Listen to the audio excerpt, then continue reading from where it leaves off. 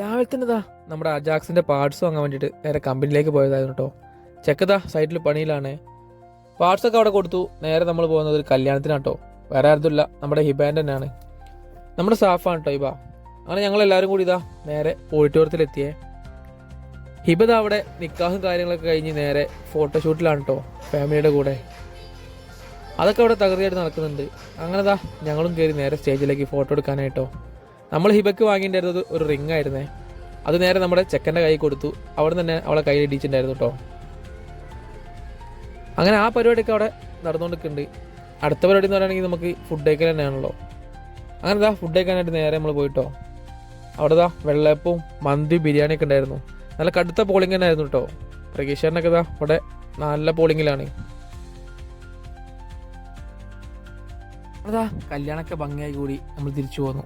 നമ്മുടെ ചെക്കനിതാ ഇന്ന് ഗുജറാത്തിലേക്ക് പഠിക്കാൻ പോവാണ് കേട്ടോ. +2 യാദർശികമായിട്ട് കമ്പനി ആയതാട്ടോ ഇവനായിട്ട്. ഇന്നും ആ കമ്പനി നല്ലപോലെ നിലനിർത്തി പോരുന്നുണ്ട്. അതുപോലെ തന്നെ ആ വീടുമായിട്ട് കേട്ടോ. അങ്ങനെ 12:10 അവൻ്റെ ട്രെയിന്. സമയപ്പോൾ ട്രെയിൻ എത്തിയിട്ടുണ്ട്. ഒരുപാട് ലഗേജ് ഉണ്ടായതുകൊണ്ട് തന്നെ അവനെ കയറ്റി വിട്ടിട്ടാട്ടോ ഞാൻ നേരെ പോകുന്നത്. അവൻ്റെ കമ്പാർട്ട്മെൻറ്റിലേക്ക് നല്ല തിരക്കായിരുന്നു.